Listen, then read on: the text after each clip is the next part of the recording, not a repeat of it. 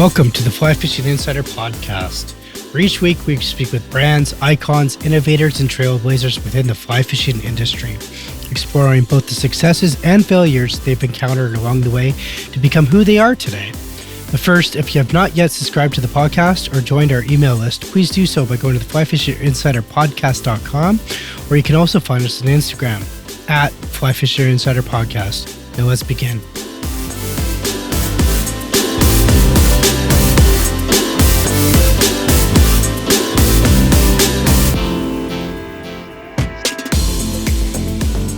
Today our guest is Courtney Boice, President and CEO of Blue Halo Fly Rods. Blue Halo Fly Rods are considered the world's best glass rods and are well respected amongst fly anglers. Blue Halo rods have a long history and following within the industry. The rods are best known for their strength, accuracy, and casting technology and stylish looks. Courtney's here to tell us today more about the rods and the company. Courtney, welcome to the show. Thanks, Greg. Appreciate you having us on here. We love the show, and we are happy to kind of answer some questions that people might have in their minds, because there's not a lot of info about us out there. Well, that's why we reached out to you. You know, you guys have such a cool brand, cool product. I know the listeners want to know more about you, as do I. So I think I'm going to jump right into it. But before we get into the rods themselves, Courtney, why don't you tell me a little bit about yourself, how long you've been fishing for, where you live, where you're from, you know, the usual. Sure, yeah. Well, I am one of the owners, one of the founders of Blue Halo, and the CEO of the company. I am originally from Idaho, from Rexburg, so I grew up on the South Fork of the Snake and the Henry's Fork up there. A lot of really, really good water up there. Currently live in Utah, where we started Blue Halo about 8 years ago. Our home waters here are the Provo River and a couple other smaller kind of streams around here. But we tend to travel quite a bit and fish all over the world. And so, yeah, we love doing what we do and being where we're at. Utah's great. Awesome. So you've been in Utah. That's where the home base is and everything like that. But where did your passion for fly fishing first begin? Was it up in Idaho when you were a child, or did it happen later on in life? Walk me through that. I wish it was there. Back in the day when I was younger, growing up, I did so many things. Like I snowboarded and skateboarded and biked and rock climbed and kayaked, and I did just so much stuff, skateboarding and stuff that destroyed my body. And my brothers fly fished, and my brother-in-law fly fished, and they all kept trying to get me to go out, but I was always like, no, if I'm on the water, I would rather be in a kayak, kayaking. So I never really took them up on that until after I left Idaho and came to Utah. Then I started kind of naturally gravitating back to it. I'd only actually tried fly fishing one time in Idaho, and it was a terrible experience. No one was there to teach me. I was just kind of flinging stuff out in the water. Never caught anything, not even close. And so I thought that it sucked. There are days that I still think it sucks. But yeah, no, I just... So Courtney, in those early days, were you teaching yourself essentially how to cast and everything like that? Were you using fiberglass back then, or were you using graphite? Walk me through that. What was your concept, or what was it like in that moment for you? Yeah, I really wanted to try to learn. I didn't know anyone that fly fished really. So I got my first rod from a brother-in-law, and it was an old fiberglass rod, an old Cortland, which I still have. And I fished it, that's what I had. That's what I fished forever. And I don't think, back then, I'm sure that my cast sucked because I was just learning on my own and I didn't know anyone that did it. I just kind of started learning how to fish on glass. And eventually I naturally progressed to start fishing graphite and sort of gravitated to the faster and faster action rods, and just really liked that just because it was a little easier to get more boost and to kind of cast through wind and stuff. But then I sort of started going the opposite way. I was kind of losing some fish, and I think my rods were just way too fast for hook sets and other things. And so then I started going back down the chart, and then I really, one of my best friends, Jory Ward, is a brilliant bamboo fly rod maker, and he built me a bamboo rod, and I really loved the feel of that. And after that, I was too scared to fish that a lot, just because I know how many hours go into them. I started fishing I went back to my glass rods, and I was just like, oh yeah, this is just a really nice, happy medium here. Like I really like how tough they are. I really like the feel, mostly just that feel of them. So that's kind of where we began from there, the roots. So let's touch base on that. So tell me what that moment was. Like you began like you're on the riverbank and you're casting, you like the feel and you like everything. You're like, I'm gonna start a fly rod company. Walk me through how this all came about. It was like, And to focus on to focus in on fiberglass specifically, like that's just such a niche, right? yeah. Back in the day, I mean, that was like Yeah. over 8 years ago or so, Like and this was no one was doing that, man. yeah, this was like a time when people fish fiberglass, obviously, because it's been around forever, but at the time, there were only a couple like custom guys that built blanks, and it was just guys that are kind of doing it at their home. No one doing it really like on a high scale level. And so my buddy, one of my buddies, Bo, who's the other owner of Blue Halo, he and I went fishing. We went carp fishing one day when we hadn't really talked for like a lot of years, and we kind of reconnected and went fishing. We had tons of fun, and he was sort of talking about wanting to start a fly fishing company. And then my buddy Jory and I were sort of thinking about doing something as well.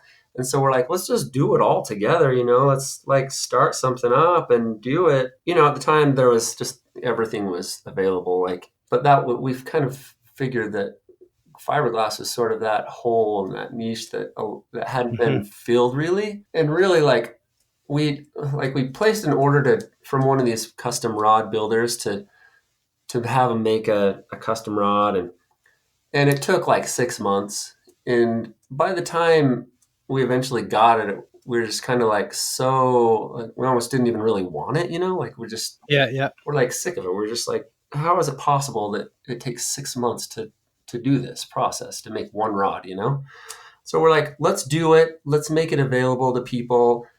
And we're snowboarders and skateboarders and stuff at heart, so we like to be a little bit different. And we were kind of sick of just the drab fly fishing colors, and just how it kind of had that stale and crusty like grandpa feel to it You bet. Yeah, yeah. for the most Especially, part. yeah. And so we're like, let's spice it up, like let's add some color. And so we introduced some rod colors that weren't in existence, like blue, like a translucent fiberglass blue rod. Like we were like, either people are gonna kind of like this or they're gonna hate it.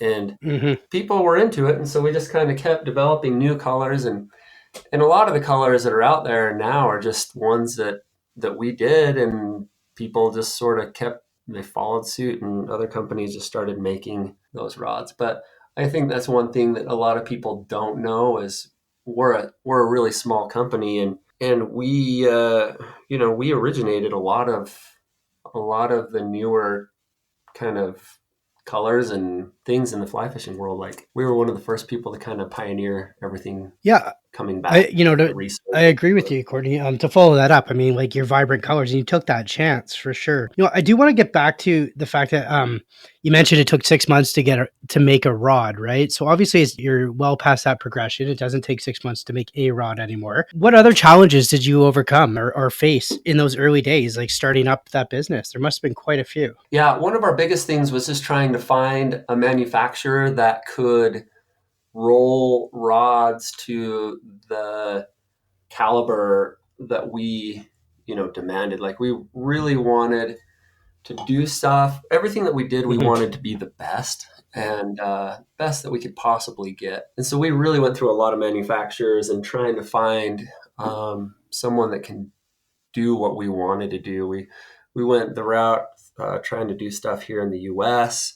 We weren't really impressed with the quality, and the cost was insane here in the U.S. And went through a lot of manufacturers offshore, and we finally found a really good one, and we're super impressed. We've been with those guys for a little while now, and they just have next level technology, and we're always sort of trying to push the envelope to make things better and better. Cool. What other challenges did you guys face starting up? Any challenges amongst your staff or your team? Yeah, I think one of the biggest challenges is we all had sort of these ideas of of where we wanted to go and what we wanted to do. You know, we had this grand scheme, like, oh yeah, let's make some nets and we'll Mhm. make them super awesome, and then we'll do some rods and we'll do reels, and then let's do fly line too, and then we'll do all these accessories. You know, we just like got so spread out, and we were just too thin to like do something really well. And so like after,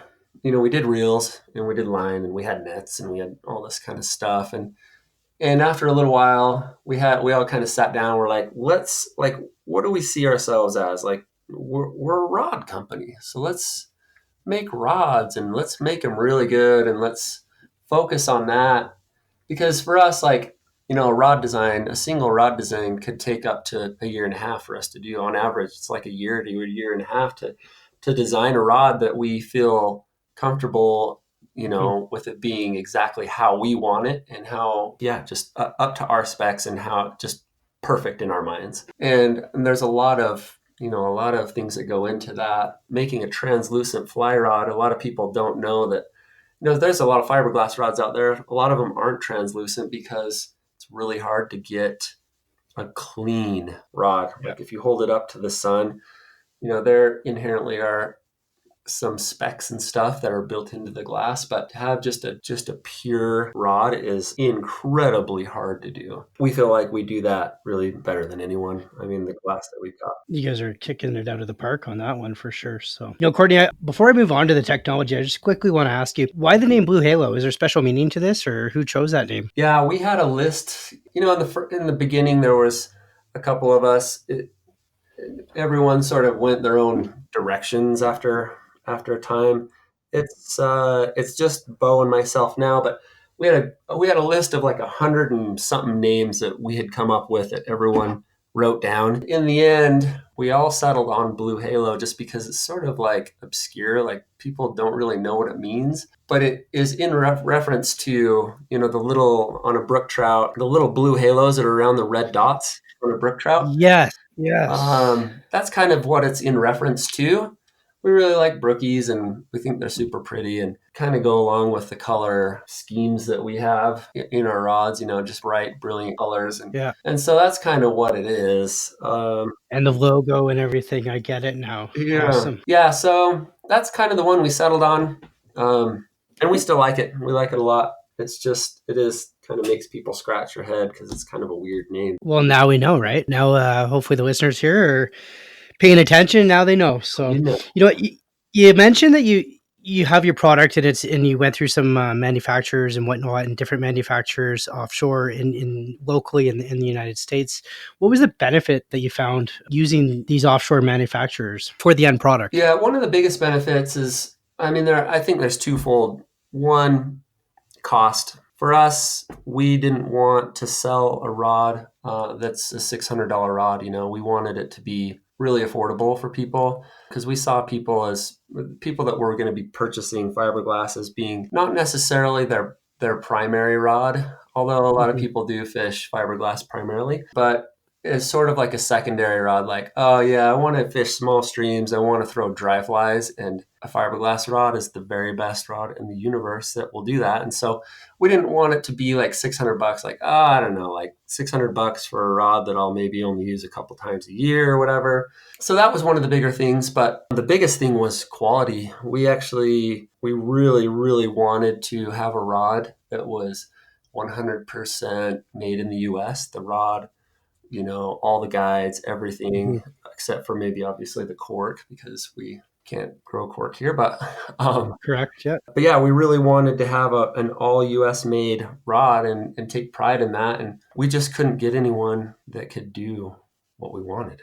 And so the quality that we have at our factory is just better. It's really sad to say, but that's just how it is for You, us. So you know what? Sometimes that's how it is. Exactly like you said it, right? That's just how it is because your goal was to have the consumer at the end of the day in mind. Like, yeah, you said you could have made it in the States. However, it would have been a six, seven, $800 rod. yeah. At the end of the day, would use twice, which wasn't really feasible in most cases. I'm Yep. going to go out there on a limb. Not in every case. But you mentioned about the price of your rods. And I did quickly want to That's something that I've noticed through the 8 years. You've been so strategically and well priced throughout those 8 years, and you haven't really had a fluctuation in price. Can you tell the listeners a bit about what the average price is, give or take? Yeah, for us, the price was a big thing. Is we really, because we are anglers and we want to hook up other anglers. That was our biggest thing. Is we wanted to hook dudes up with really good stuff for a good price. Our rods like average around $300 for like a built Hmm. rod, and the blanks are like around 130. We sell blanks in all the colors that we do. But one of the key things that I think not really anyone thinks about is we are an online only store. So we only sell stuff online. And because of that, we kind of pass on the savings that we would, if we were to be selling to a retailer, Yeah. we'd sell to them and then they'd mark it up 100% or whatever. And then there's your end price. Hmm. But we don't have that. So we kind of get that price point where really, people are getting like a $600 rod for the 300 bucks. price of, it's basically half off. Our Yeah. fly line is like $45. But there's that challenge, right? Like that perceived value that people have, like, oh, it's only $300. It can't be as good as this $600 rod. Yeah.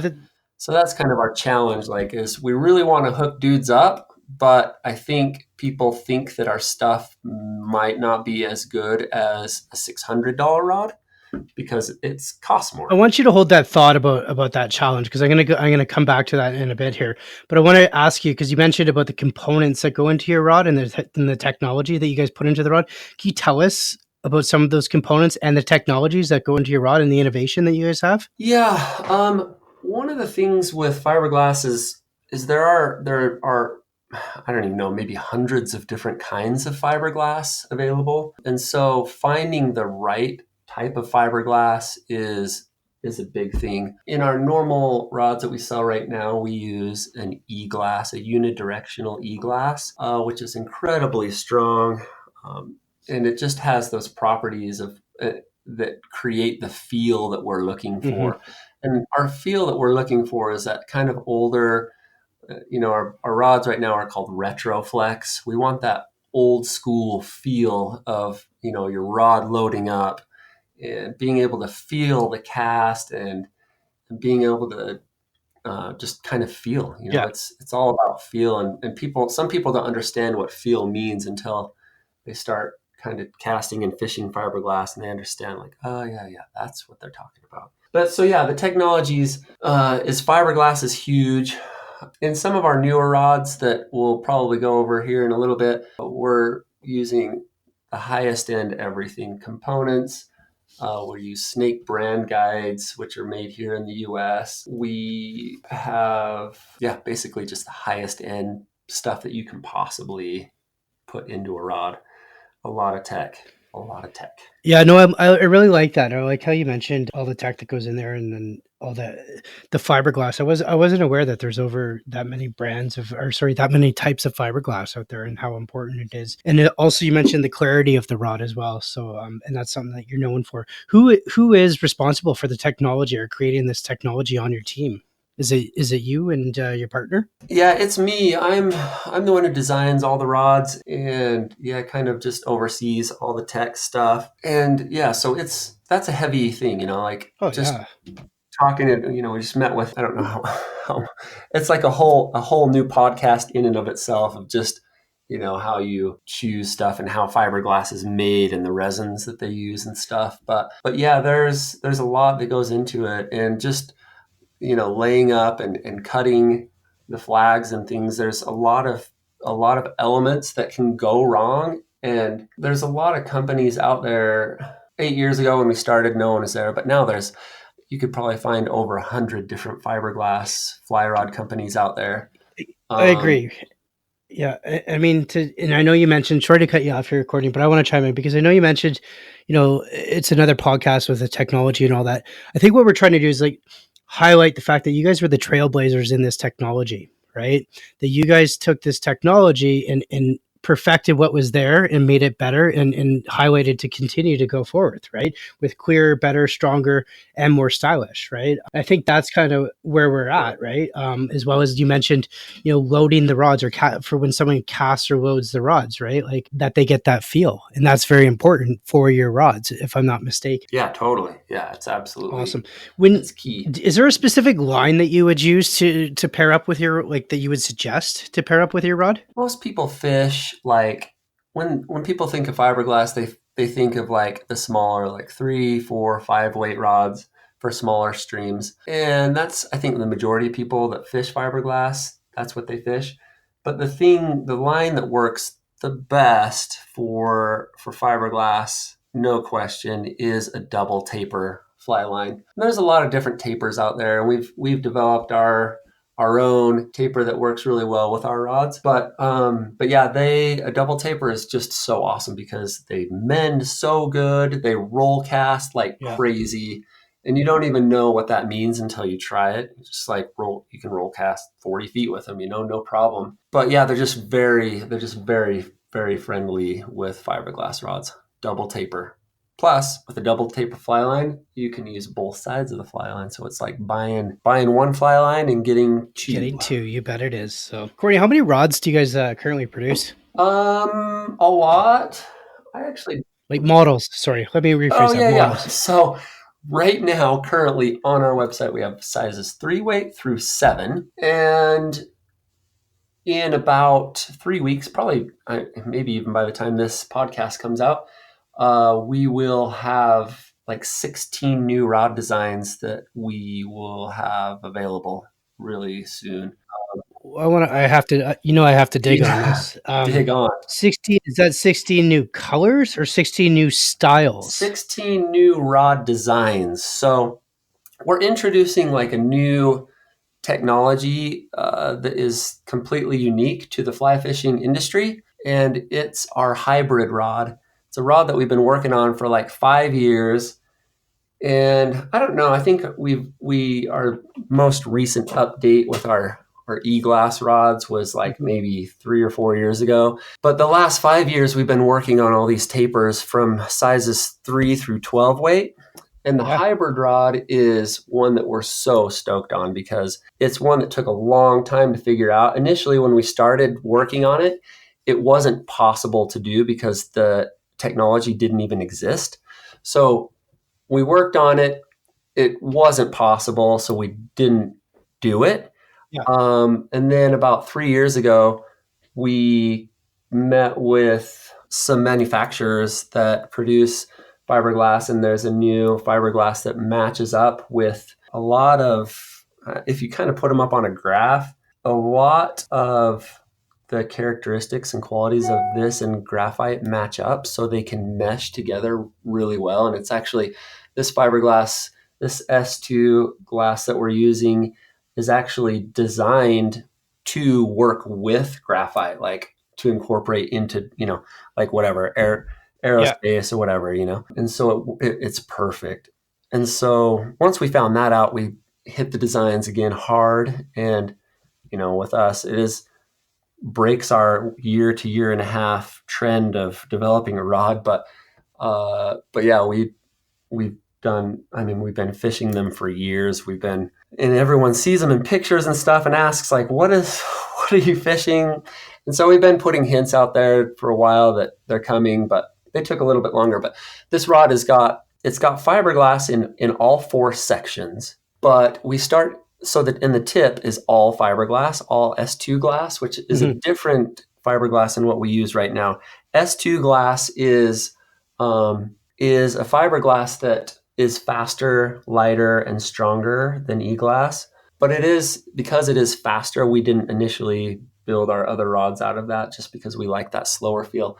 But with this rod, we wanted to achieve a lot of different things. We wanted to make a rod that not only fished incredibly well for small streams, but also big water as well. When people fish, they fish either fiberglass or graphite, depending, if like on a small stream, they'll fish fiberglass, or if they're on big water, they'll fish graphite because they can kind of push through the wind. Mhm. And we wanted to develop this rod that would be perfect for every type of situation. So we've got the S2 glass in the tip, which gives you tippet protection. It gives you the beautiful cast that you can do like in delicate presentations and really small water. And then you've got all the strength that fiberglass has and the durability in that tip, because most rods kind of break in the tip. Yeah, of course. Yeah. But then in the second section, we start incorporating some graphite. In the butt section, it's mostly graphite to kind of keep the faster action, kind Yeah. of push through the wind, Power. give Yeah. you a little bit more power. And so it's this combination that took us a long time to figure out. And Greg, mark my words, this will be copied like everything else that we do. There's going to be people that in a few months, probably, someone's going to say, oh, look at this. We designed a rod that has both fiberglass and graphite in it. We're so awesome. But Well, you heard it here first. And you know what, Courtney? I'll make sure we push this one out quicker. Like that's just actually revolutionary for a company your size, and for you personally. Like, you guys should be, well, first off, congratulations, because this is phenomenal news for the industry, and it's just another product that I think is well warranted in the industry, and is going to push the industry into those newer bounds, right? On the right. sad on the sad side of things, you're right. It will be copied. Someone else will take accreditation for it, and unfortunately, a lot of people might lean towards the fact that, hey, these guys did it first, when in fact that's not the case, right? Um, Right. and I think you know where I'm going with that, and I'm sure a few other listeners do as well. But I guess that answers my question: what's next for your company? So I just want to clarify. So you have this rod, and it's between what, 5 and 12 weights that you're running this rod from, the hybrid? Sizes 3 through 12. 3 through 12. Okay. Fantastic. That's I'm gonna have to pick one up myself for sure. What's the rod called? It's called a Liger. How's that spelled? Liger is Liger. And we were thinking like out of all the hybrids, like we were trying to think of hybrid names because it's a hybrid Yeah, rod. And it's like a a lion Liger, tiger. like from Napoleon Dynamite, Yeah. is like the mix of a lion and a tiger. So you got some fun into it too. So it's kind of funny, but also like when we were growing up in Idaho, Yeah. there is a dude that had like a whole bunch of Ligers that he like crossbred or whatever. Okay. And when we were young, they all like escaped. And and so the fishing game and like all these local people in Idaho were trying to hunt these animals down, and like they basically shot to kill when they found them. There's just ligers running all over the town. I think it was like 20 or something of them that got out or something. It was pretty nuts back That in the day. that is kind of funny, actually. So I do like that. You know what, Courtney? You kind of answered my question here, but I'm going to ask it anyway. So why do you think Blue Halo is so successful in the fiberglass rod niche, where others have failed? I mean, you guys are hitting a home run, and honestly, when I think of a fiberglass fly rod, instantly my brain goes to your brand, your logo, and there's no other one in my mind. It's just you've driven that home, and I know it took 8 years to get there. But why, in your words, do you think that is? Oh, awesome. I think for us, we are anglers. I mean, everyone says that, but we fish a lot. And I think the thing that took us kind of beyond is just the media that we do. When we go fishing and stuff, we're always kind of creating, like we make films for the IF4 film tour, and we've won that the last like 3 years. And we have a TV show right now on the World Fishing Network called Dirtbags. And that kind of gives us a little bit more exposure too. But I think just, like having good media and just being out there fishing and catching amazing fish with these, because like we catch some big fish with these rods, Oh yeah. and people kind of see fiberglass rods as like small fish, but a lot of people in reality are starting to use them for tarpon and stuff and really big game fish because of how tough they are. They don't explode on you. They just kind of bend and they don't break nearly as easy. I mean, yeah, I we I agree to that. I remember years ago, I'm gonna date myself and say I guess I've been following you guys on social media for quite some time. I remember years ago a Facebook post that you had where you had like a rod. It was like a weight to it. It just like you folded it in half essentially. And I don't know if you remember that, but I remember that that picture on social media. So that was a really Yeah. yeah. Yeah, that one's one that I thought of a while back, and it just because it is insane that you can like really if you just take the very tip piece of the four sections, you can pretty much bend like a three-way tip section from tip to tail. Yeah, yeah, I remember you guys posted Um, so I mean, you can bend them in pretzels. Don't do this at home, though, people. that. Okay, Good, don't do good, good call. Do not do it at home. it. So Got to put that disclaimer out there because we did have somebody try to bend their rod in half and you know it what? broke. Let me jump onto that. What's your warranty for your rods? Like the policy and the warranty. I'm sure you're not really replacing too many rods here, but what is the warranty? That's the cool thing about fiberglass is it really like they don't break. Like if you're fishing and you're just fishing under normal circumstances, they just don't break. So it's nice because we don't have as many warranty issues, but people slam them in their car doors and step on them and all that kind of stuff. We have a normal warranty, a lifetime warranty on our rods, and it is, like it's kind of one of those I don't know, anomalies of the industry where people claim it's a lifetime warranty, and there's an ongoing debate about how that's ruining the industry and rod companies and stuff. But really, kind of what it boils down to. A lot of people don't know this, but if you get a fly rod and if it doesn't break when you're test casting it or when you go out to fish it for the first time, if it doesn't break during that time, then most likely the manufacturer has not they've done their job. Like they've done a good job. What happens over time is split Yeah, shot, people dropping them on rocks, all that kind of stuff, and then all of a sudden you're casting and I was just casting and my rod breaks. And that kind of stuff happens way more with graphite rods, but just misuse and stuff like that will eventually can lead to a broken rod. So for us, our warranty is a lifetime warranty. So we totally stand behind anything that happens that is our fault. But if it's your fault, then we don't typically warranty stuff like that for that's free. But we do offer insurance, which is another thing that we do that nobody else does. It's just kind of on top of our warranty. If you're like my brother and you break like 3 rods in a day, then you want to buy the insurance. The insurance is an additional coverage. It's $100. It adds to your rod. It covers 2 breaks that are your fault. So if you go out and step on it, then we'll send you a new one. 2 times. And that's the lifetime of and your just to rod. follow that So up. Do you have to send in the other pieces that you broke? you do, and we do that just so that we can kind of see the breaks because we don't get a lot of them. Mhm. So we like to see, hold them up to a microscope and see the fibers and see what kind of led to that break, just so that we can kind of continue to progress and make things better. If there's something in our design that we can change or make better, Fair that's kind of enough. why we do that. But Yeah, fair enough. Fair enough.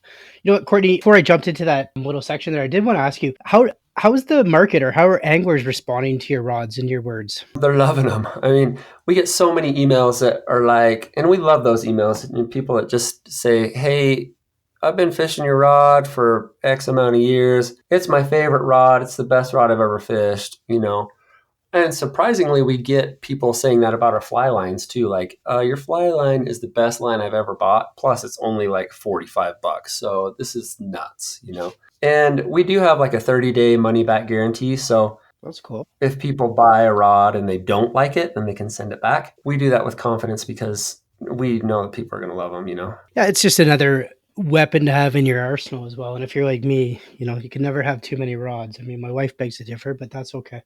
I want to ask you Totally. how is Blue Halo positioning itself to gain further branding exposure globally? I know, like in the United States and in Canada, you guys have a good grasp, but how are you guys doing globally?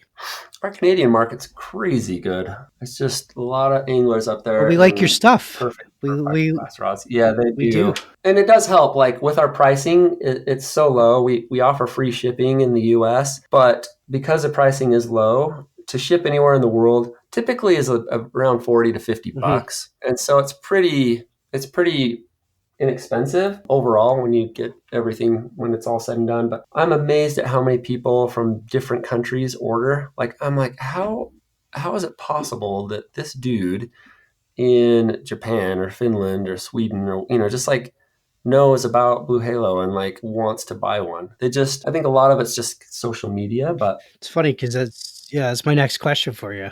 yeah, I think social media has a lot to do with that.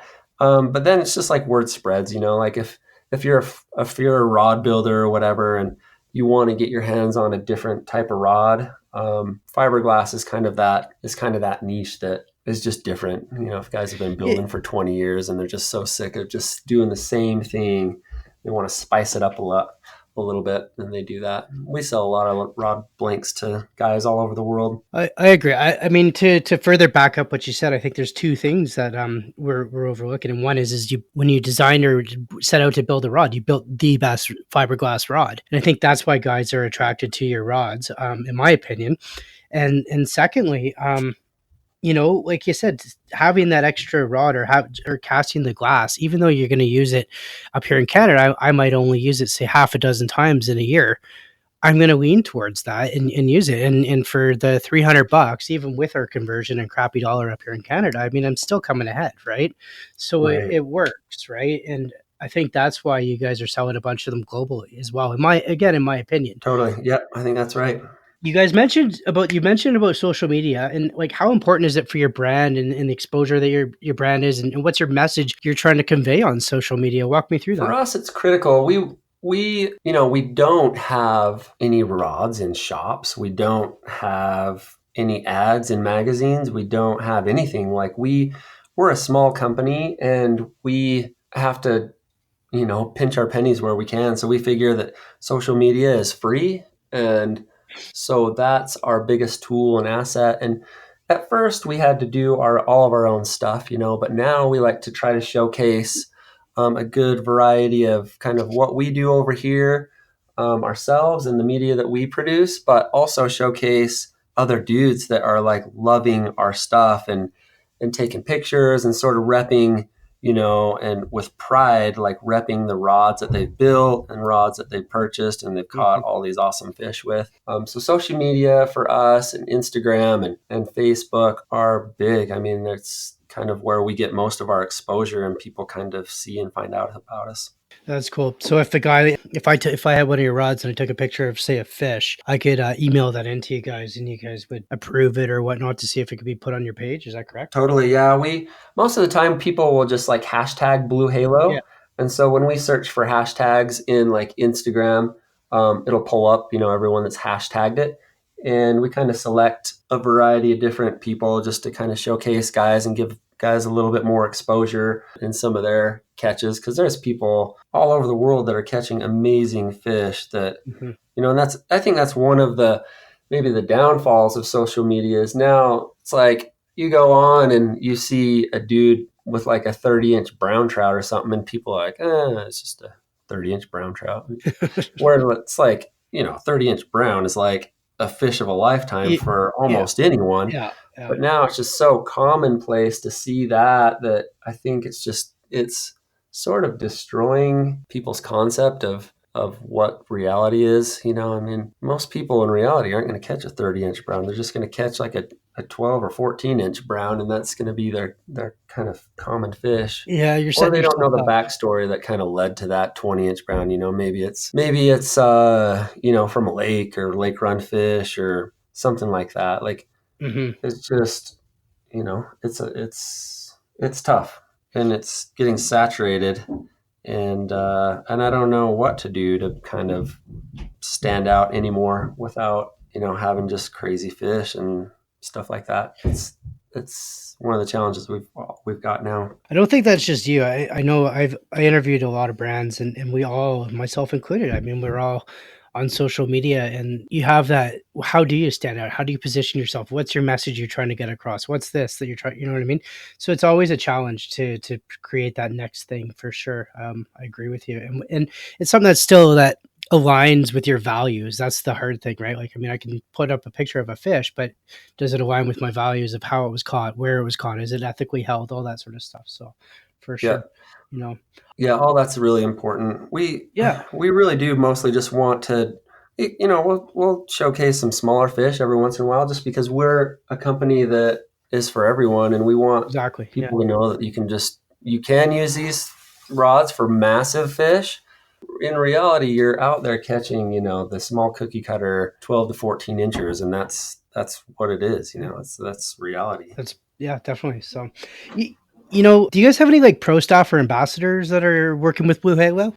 Back in the day when we first started, we selected a couple people to send rods to kind of get their feedback. You still waiting for the feedback? I'm just kidding. I'm No, we it was great. Like, we got really good feedback. But since then, we haven't really done anything, and for a couple different reasons. We didn't want, we want people to fish our stuff because they like it. Mhm.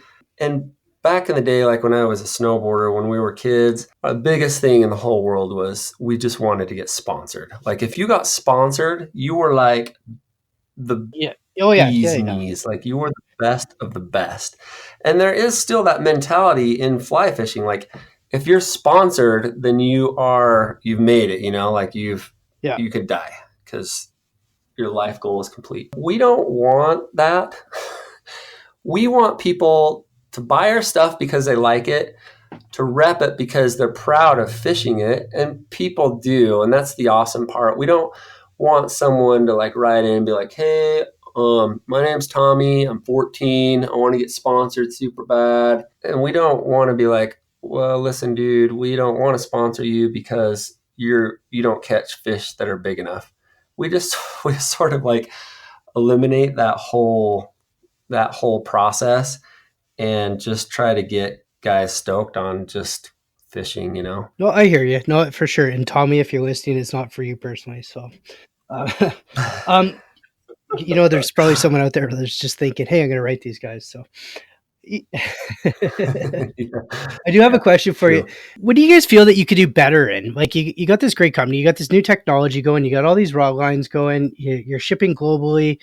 You've got your business, you've dialed it down. You've been 8 years, coming up to 10 years here pretty soon in the fly fishing industry, which is no small feat, right? Like, that takes a lot to do.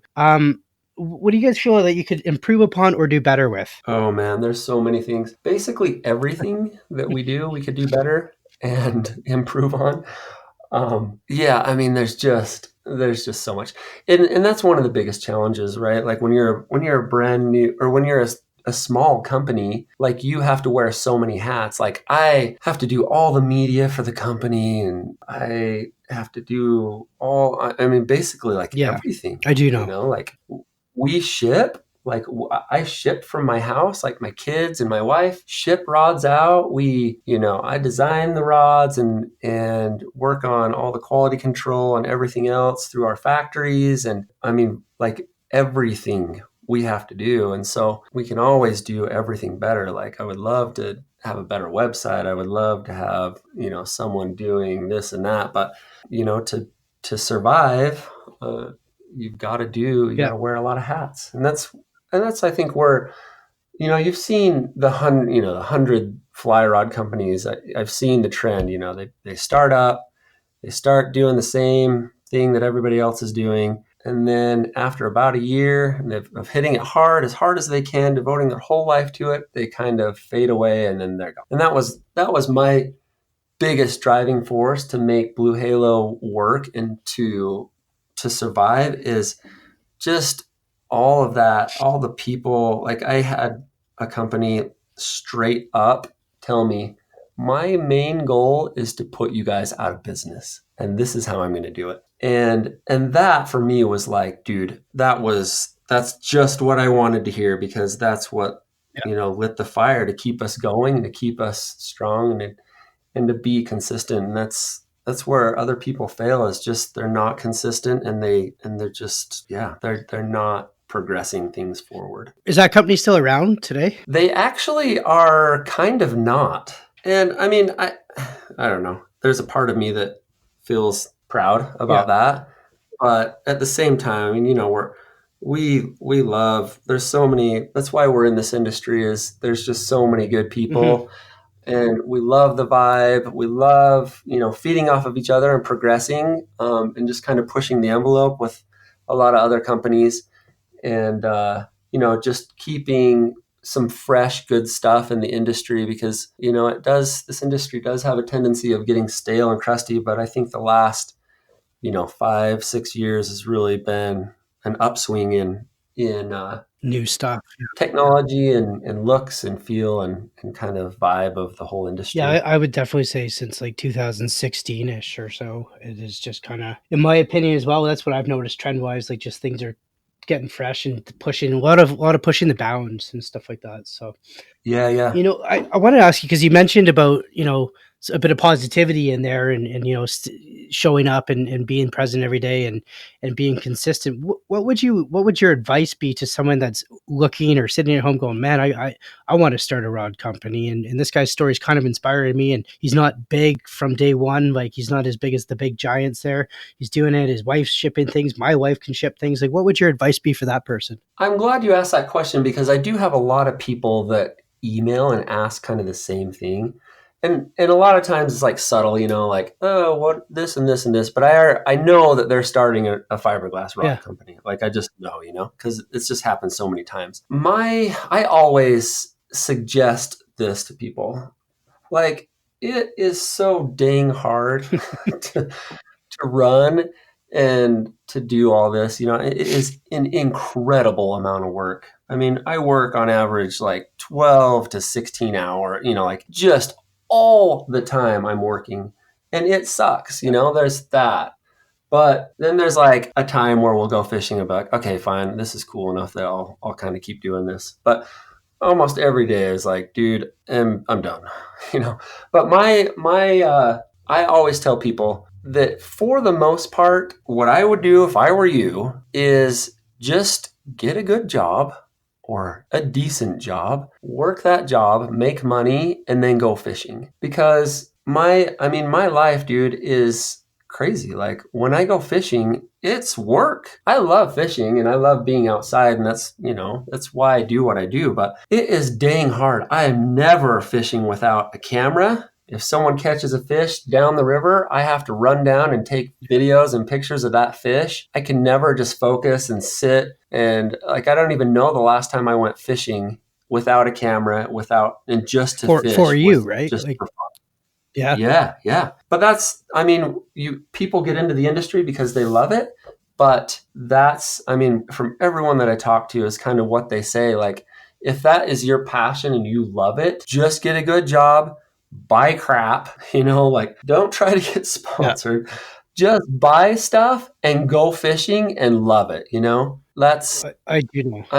It's just, yeah, that's just do that, guys. It's way easier and it's way better. And that is good advice. I do know what you're saying because even from us, from the podcasting point of view, right? I mean, it is always work, right?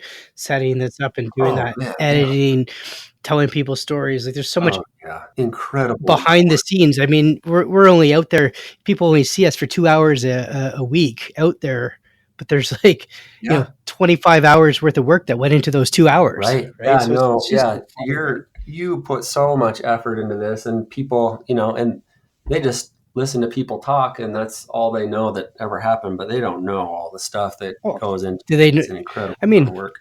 I researched your business inside and out, right? So Yeah, yeah, just it takes you know what I time. mean? Definitely. So speaking of researching your business inside and out, let's fast forward. Where do you see your business 5 years from now? I think we've eliminated a lot of the distractions from our company, and we really are focusing on rods and design. And I we are a rod company, and we will continue to be a rod company. There may be a couple innovative products that come out in the next 5 years, but you will see a lot of new rod designs coming out that are different than what's out there. We do it knowing that there's a chance that they could absolutely flop and people could hate them, but we do it because we know it's going to progress the industry to kind of push companies to make better stuff. So yeah, we're going to keep doing we've got another series of rods that we're working on that are really pretty darn close to being done as well. We probably won't see those till the end of the year though. And it's just kind of to add to what we've got. And yeah, like just different stuff. Because once we get the staples down, then we can kind of work on some of the fun stuff, like really like some spay rods and like some really small kind of niche fishing, rods and stuff like that. So that's next for you guys for sure. And I see that. I already see that trend happening. So especially with the new technologies that you're introducing with the hybrid and stuff like that and the graphite butts. It's just the writing's on the wall. So with that said, is there anything else you'd like to mention about Blue Halo? I don't think so, man. We got a lot of cool stuff in the future. So I totally agree. Do you always have to ask my guests the one question? The one question is, if there's one thing in the industry that you could change, what would that one thing be? I would say attitudes. There's a lot of, and I think that's a lot of social media driven, but I think if people were just a lot nicer and were less critical of other people, because I think a lot of people forget that, at some point they started fly fishing and they sucked. Everybody has to go through that phase. So if people could be more supportive of someone catching a 15-inch brown or whatever they have available and not like critique the way they cast or that they didn't use a dry fly to catch it and they used a nymph and that kind of stuff. Just hate, haters. If people could just be nice and cool to each other, it would make things a lot better. That's what I think. That's a very common trend that I'm picking up when I ask that question. I'll tell you that just to elaborate. So, Courtney, you know what? I want to thank you for being our guest today. It's been a fantastic show, and I look so forward to everything that you guys are doing. Before I let you go, do you have anything for our listeners today? Yeah, we put together a little discount code for everyone that's listening if they want to save. We only do like one sale a year, and it's like at the end of the year. So this is special for us to offer you guys. But we have a 15% off discount code on our whole store, whatever you want. If you use the code capital F, all capital letters, FFI, and then 15, FFI15, that'll save you 15% on your order. And you get free shipping for over $100. So it's good savings. Awesome. And Courtney, where can we find you at?